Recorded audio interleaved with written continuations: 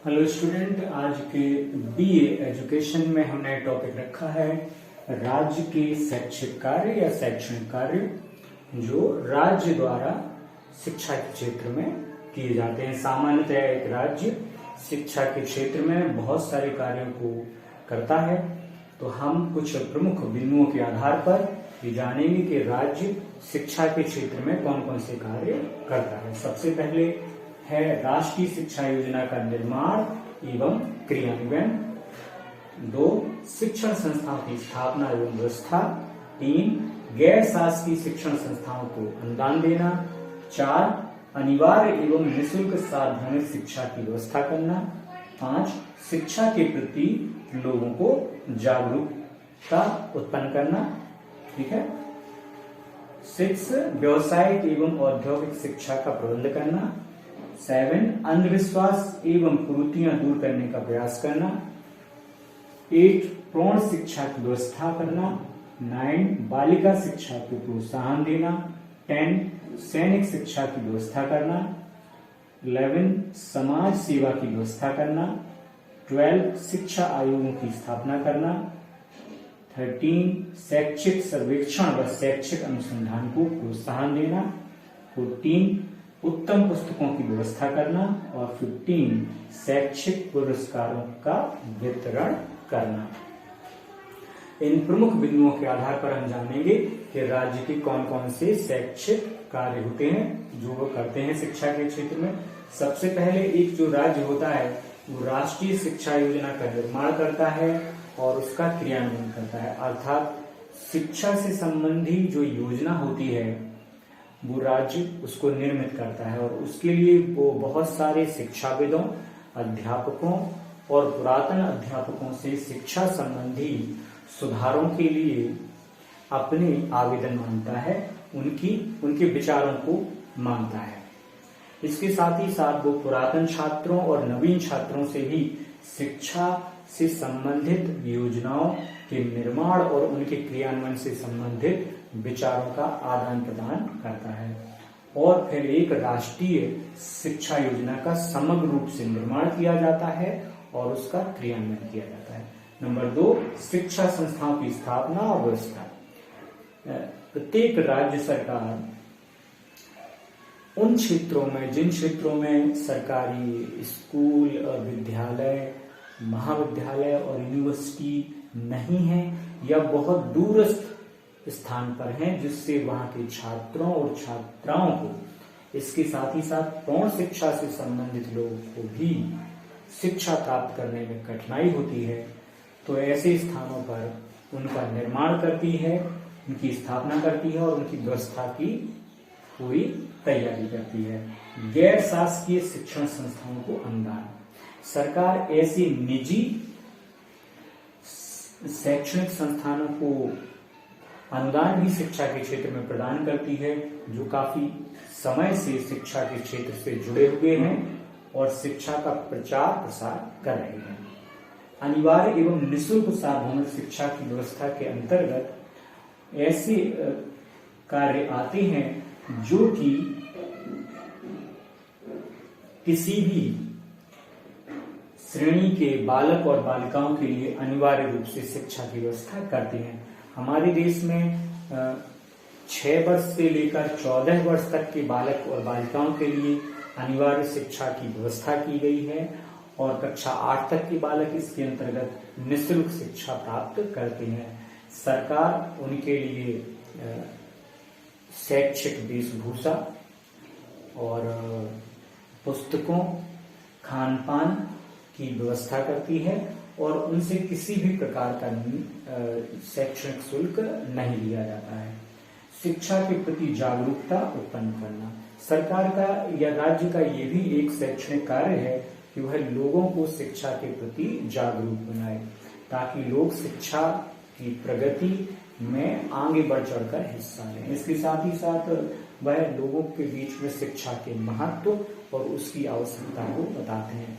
सरकार ये भी बताती है या राज्य ये भी बताता है कि शिक्षा की जीवन में क्या उपयोगिता है ताकि लोग शिक्षा के प्रति जागरूक बने और अधिक से अधिक संख्या में शिक्षा को प्राप्त करें। व्यवसायिक एवं औद्योगिक शिक्षा का प्रबंध।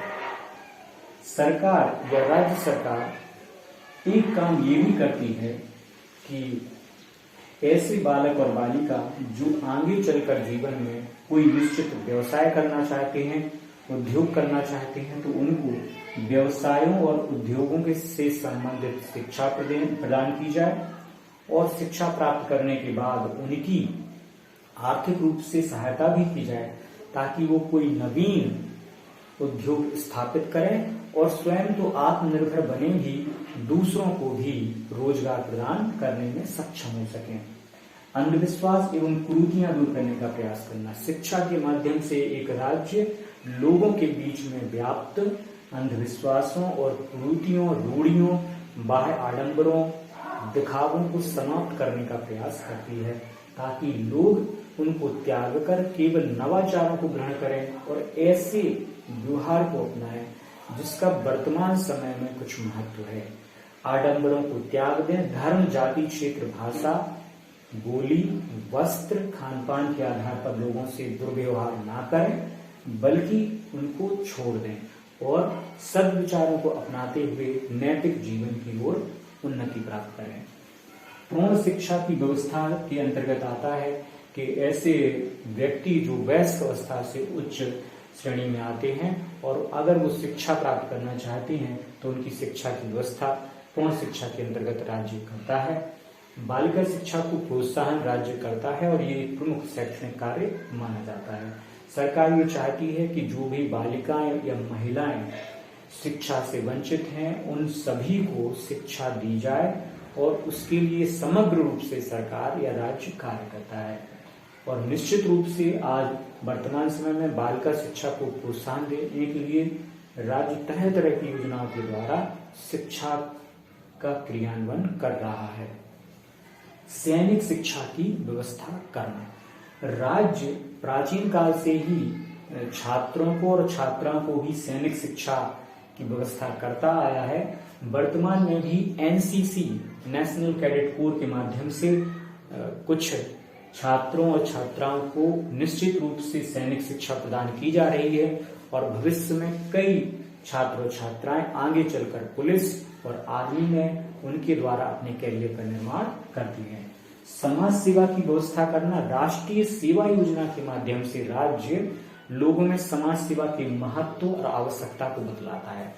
इससे लोगों के बीच में राष्ट्रीय सेवा योजना के द्वारा समाज सेवा की व्यवस्था की जाती है और लोगों के बीच में समाज सेवा को प्रोत्साहन दिया जाता है।